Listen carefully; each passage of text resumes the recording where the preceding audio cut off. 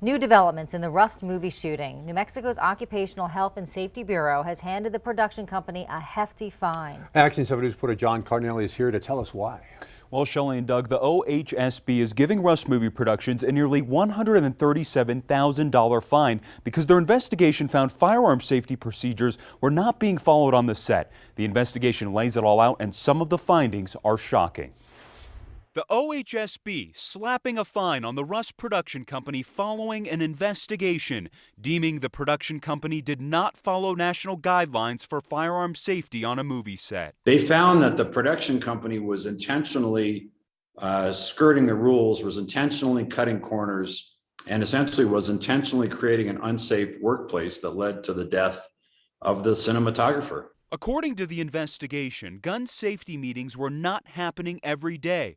Per national guidelines, they should have been. This is the first time we've actually seen the actual emails that say from the production company, cut some corners. Proof of lack of meetings was shown in emails.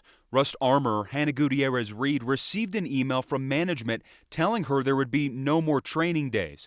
Another violation according to the report because the management of Rust did not give the armorer the authority to determine if more training was needed. It does seem to show that the armorer, Hannah Gutierrez Reed, was at least reaching out and saying, you know, we need more training, and was told, don't worry about it, we don't need more training. The investigation also shows in an email management told Gutierrez Reed, who was also serving as a prop assistant, that she was spending too much time focusing on armor and not enough time focusing on props.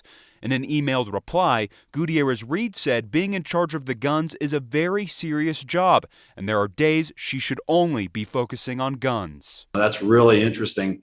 Because in the mind of the state investigators, that shows that the company was trying to have her do less work on the more serious issue, which was the guns. So does the OHSB investigation clear Hannah Gutierrez Reed? It doesn't necessarily clear her because she still had an obligation to deal with these guns in a safe way. As for Alec Baldwin, Day says this investigation raises questions. And so if the criminal investigation is going up the chain of command, you certainly have to wonder, does it reach that far? Were there any other communications that involved Baldwin? Was he pressuring anyone to do or not do anything? Day says this investigation is giving us an inside look into what we may see in a criminal case. The fact that they found this much negligence, this much willful effort to bend the rules and break the rules, I think tells us a little bit about what we may see in a criminal prosecution.